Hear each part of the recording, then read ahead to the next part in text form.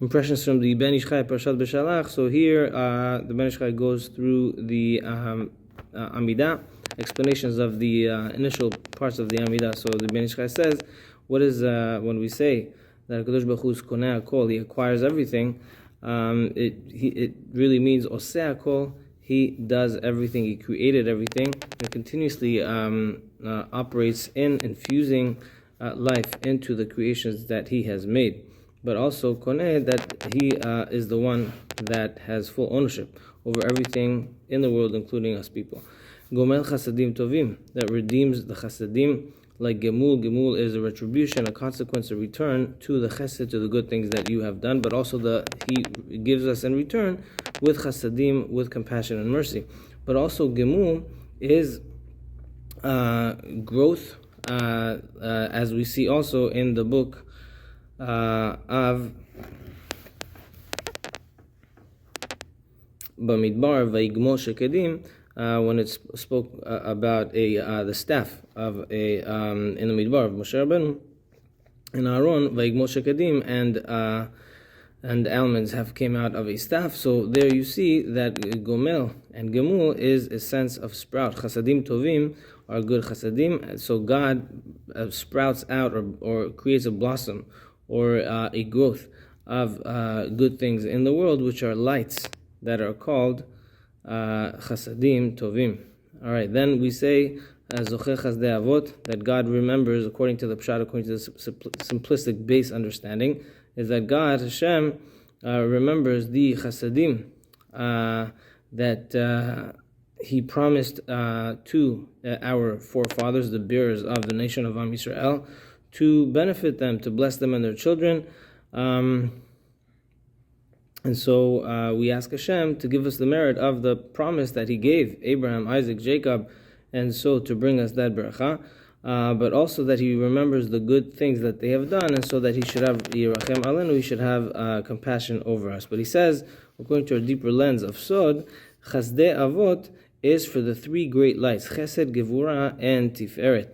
And Chesed, Gevurah, and Tiferet, they arrive from the first Avot, and that's why Chesed, Gevurah, and Tiferet are called Chazdei Avot, the compassion of the fathers, that they come from the Avot.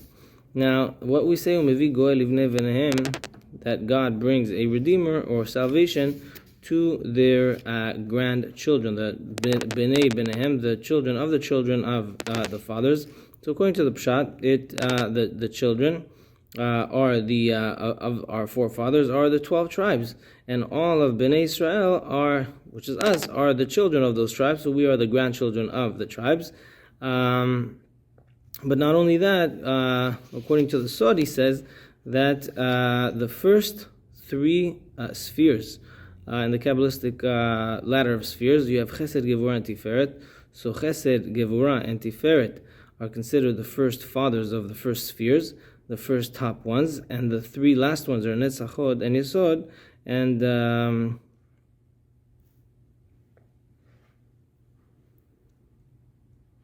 so the Chesed, Gevurah, and Tiferet, our offsprings are pretty much the middle, the banim of the first three ones, and the last three ones are Netzach, Hod, and Yesod, that are considered the third step of the spheres in Kabbalistic realms. When we say the word Be'ava, this is still in the first bracha, we say Be'ava, we should have kavanah that Hashem, that we willingly are prepared and agree to give our life for Hashem. He says every person should have great kavanah in this, in their tefillah. When we say Ata Gibor Le'olam Hashem, it's an acronym. If you take the first letters of each word, it's Aleph, Gimel, Lamed, Aleph, Ag, La. We should have that notion in mind, that kind of acronym in mind. And when we say Ata Gibor Le'olam, forever are you great, or your magnitude is great, Hashem. So Le'olam means that not like an ordinary thing that we envision, that somebody that may have strength or abilities, those abilities or strength diminish over time. For Hashem, of course, He doesn't have anthropomorphical restrictions, and therefore His strength is forever existent and consistent. what we say in the second bracha, what we mention, rain, we mention dew. Why do we do that? Because when rain and dew come down to the world, there is some sort of birur, some sort of clarification or elevation of elements and sparks of kedusha from the domem, from the still elements of the world, to the tzomech, to those that are sprouting and blossoming, and that elevating any element, any force of element, is like techiyat hametim, like really bringing up things from the dead, and therefore our sages said in Masechet Tani Daf Zayin Amud Aleph, Gadol Yom HaGeshamim K'Yom Techiyat hametim. The day of rain is as great, significant, and important as the day of techiyat hametim. Why? Because you're literally comparing it to the elevation, which is like a resurrection, which is coming up and sprouting up and coming out from a lower position of confinement and constrictedness to growth. Also, Yom HaGeshamim Yeshua Para Veravabo. Also, the Gemara said that the day of rain, there's a lot of redemption, there's a great growth and birth of redemption. When we say Somech Nofelim, that God supports those that fall, that is corresponding to the sparks of Kedusha that fell in the Chaim Medaber, those that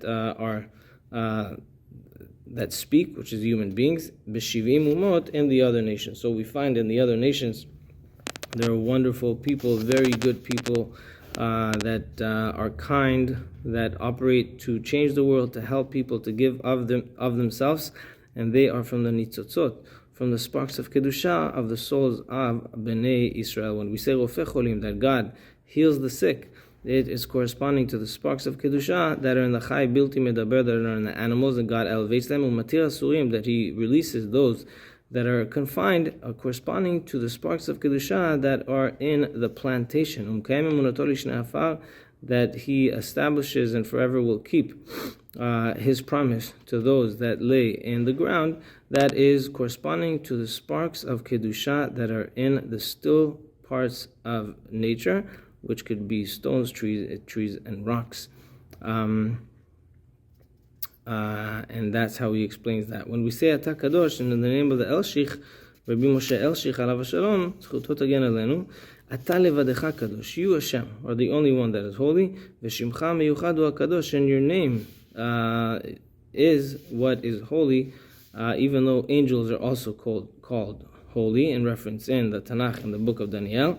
But that is not holiness in and of itself. Rather, it is a notion of a resemblance so that we can try to understand how great the angels are. But still, sincerely, they are Yehalalu Chasela. These angels give praise to God forever on and ever forward.